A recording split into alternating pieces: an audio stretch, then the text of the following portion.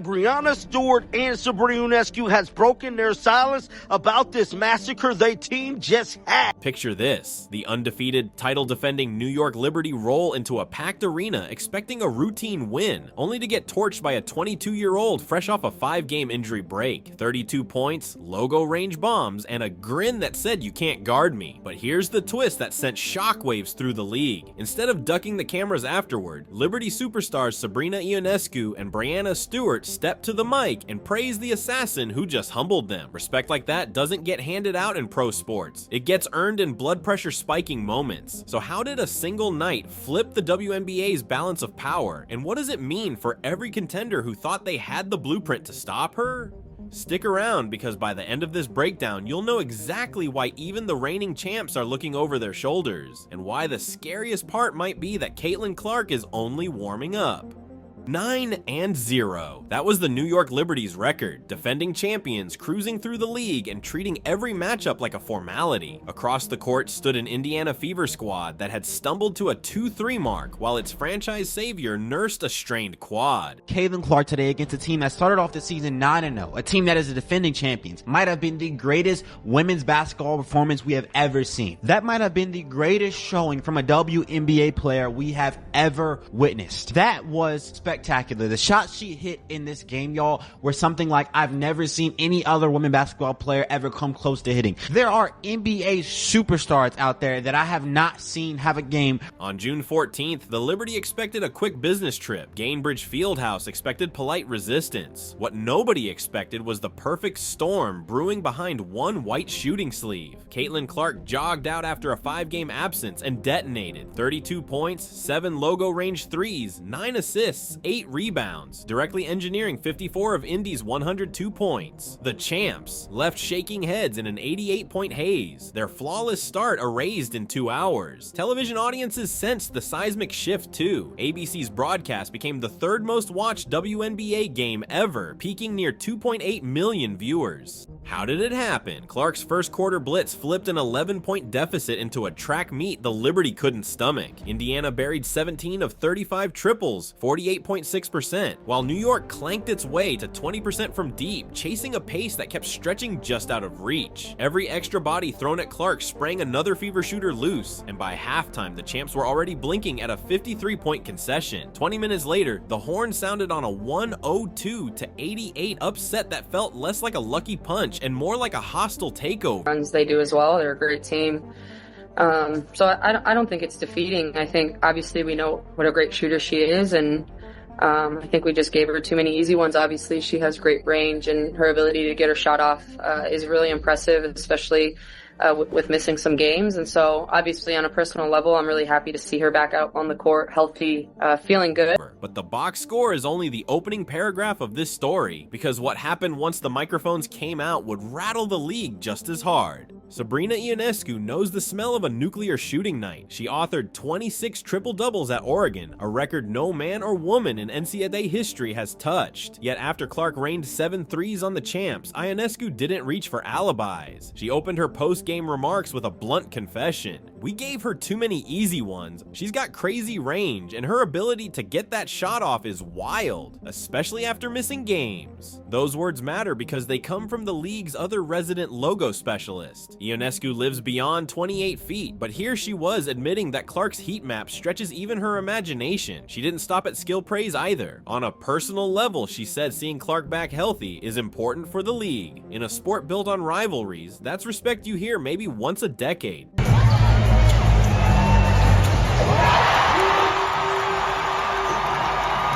Implicit in the compliment was a warning. If Sabrina, the shooter who once dropped 37 in a 3-point contest without breaking a grin, thinks Clark's spacing warps defenses beyond normal physics, every coach's scout just burst into flames. It also reframed the Liberty's 20% brickfest from deep. Chasing Clark's pace gassed their legs and scrambled their shot selection. The takeaway? When the queen of deep threes tips her crown, the rest of the league had better rewrite its playbook, because the rookie just moved the 3-point line by sheer force of personality. And standing next to Sabrina at that mic, Breanna Stewart was about to echo the same uneasy admiration, but from an MVP's point of view.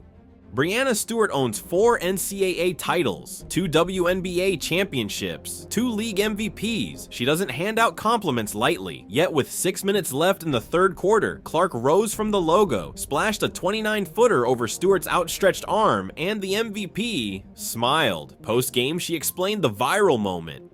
Action with one another. Stewie's laughing. Caitlin knows it's ridiculous. Just out there having a good time. Once she made it, she was just kind of laughing, and I was laughing. We got out-executed tonight, plain and simple. Stewart's body language told the same story her stat sheet couldn't hide. Indiana drilled 17 of 35 threes, ran up 102 points, and turned the champs' their #1 defense into a turnstile. We had so many breakdowns on D, they really punished us, she admitted, noting that Liberty legs were fried from chasing Clark's constant relocations. But Stewart's praise cut deeper than box score honesty. She broke down how Clark's gravitational pull forced New York to abandon its switching scheme, stretch their bigs beyond the arc, then watch cutters feast at the rim. We had our moments. We got back into the game. We had that run when Stewie was guarding Caitlin Clark, but then they executed well. And, we had so many breakdowns on defense, and they made shots. They really punished us on that end, making, 17 threes from 35. It was just too.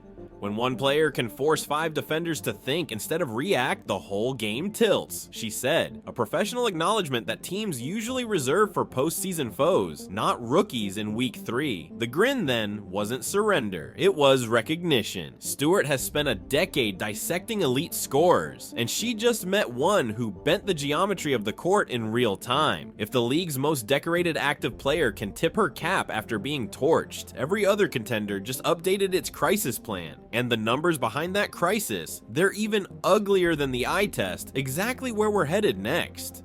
Box scores don't usually intimidate, but this one reads like a cipher for destruction. Indiana drilled on 17 of 35 threes, 48.6%.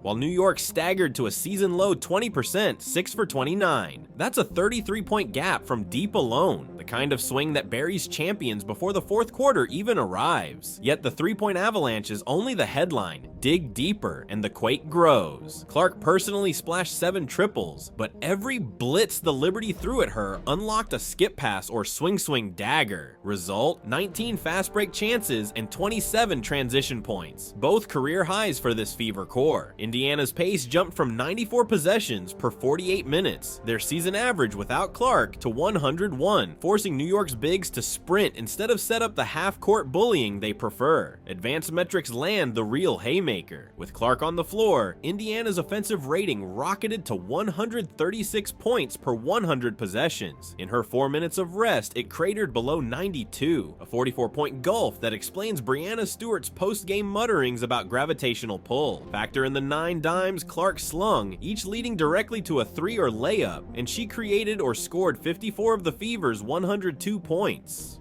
Shot tracking data twists the knife further. Clark's average made 3 came from 28.9 feet, almost 2 feet behind the NBA arc. New York's defenders were shredded trying to hedge that deep, then scramble back to shooters like Christy Wallace. 4 for 5 from 3, and Nalissa Smith, career best 23 on 9 of 12 overall. No scheme survived. New York switched, iced, zoned, even tried a triangle and 2 for 2 late possessions. Indiana scored on all of them, and the psychological fallout, Liberty starters logged a brutal 34 contested jumpers, 9 more than their season average, because they were chasing a scoreboard swollen by logo bombs. Legs went first, jumpers next. After halftime, New York shot 2 for 14 outside the paint and coughed up 5 live ball turnovers that Clark instantly converted into layups or kick-out threes. Numbers that lopsided do more than steal a win. They punch a hole straight through a dynasty's identity. If a single player can detonate every defensive rule the champs lean on, what does that mean for the rest of the league? The stat sheet just exposed a blueprint nobody's eager to read, and as fresh controversies swirl around Clark's rising stardom, the math says the headache for opponents has barely begun.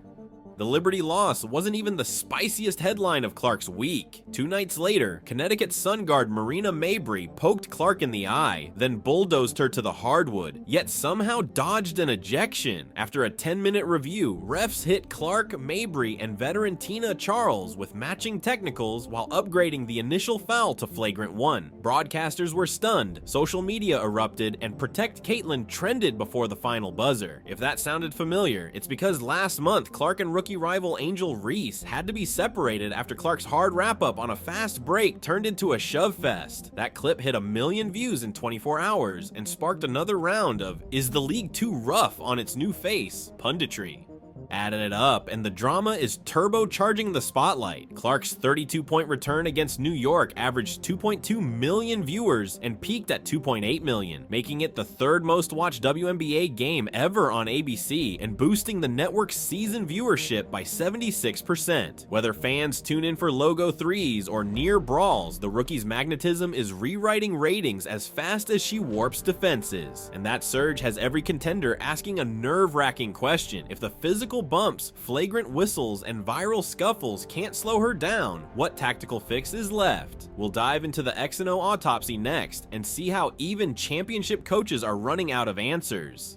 When the film lights came on, New York's coaches saw the same nightmare from every angle. Indiana weaponized Clark's gravity to pry open every Liberty coverage. Head coach Sandy Brondello put it bluntly: "They made shots. They really punished us. We had so many breakdowns on defense." Indy started with a 5-out look, dragging Jonquil-less Liberty bigs to the arc and daring them to chase Clark through staggered screens. Each overhelp left a shooter alone in the corners. Brondello admitted the Liberty overhelped off the corners for no reason, fueling a 17 for 35 three-point avalanche. Whenever New York tried its trademark switch everything scheme, Indiana slipped screens and forced the Liberty's slower forwards to guard in space. The instant New York hedged, Clark fired 30-foot skip passes. The moment they dropped, she rose from the logo. Result: an on-court offensive rating of 136 points per 100 possessions, 40 plus above Indy's season average. Yes, that's how a 102-point night happens. Clark's early bombs jolted the pace to 101 possessions, up from Indy's season without Clark mark of 94. Stewie admitted the champs couldn't get stops, couldn't set our half court, and Liberty legs turned to jelly. They shot 2 for 14 outside the paint after halftime.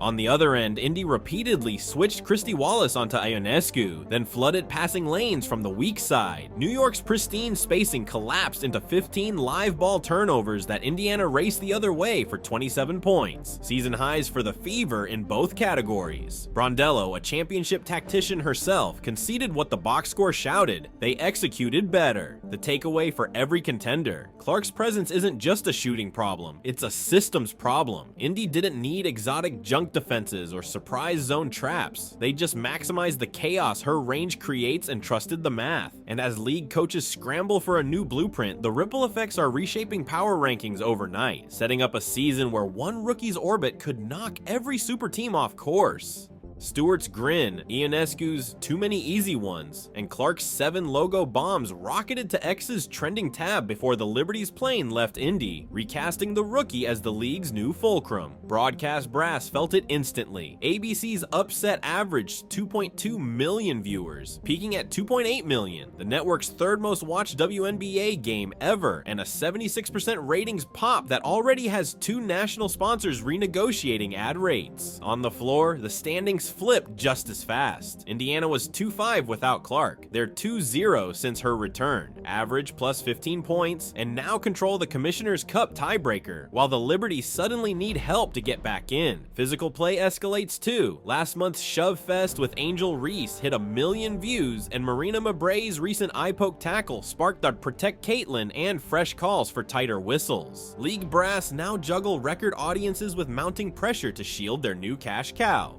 Bottom line, one rookie just rewired both the competitive map and the business model. Coaches redraw scouting reports, sponsors inflate bids, and rivals brace for the next national TV rematch. Because right now, slowing Caitlin Clark feels less like strategy and more like a league-wide identity crisis. A dynasty got cracked, 2 MVP caliber stars tipped their hats in public, and one rookie's logo threes just rewrote both power rankings and TV contracts. The message is loud. Caitlin Clark isn't merely a headline, she's the fault line every contender now has to game plan around. If this is what 32 points look like after a 5-game layoff, imagine the tremor when she's fully dialed in. So whose system bends next? Drop your take in the comments. Smash that like if you felt the quake, and hit subscribe so you don't miss the next breakdown, because in a league suddenly spinning on one shooter's orbit, every game after this is must-watch basketball.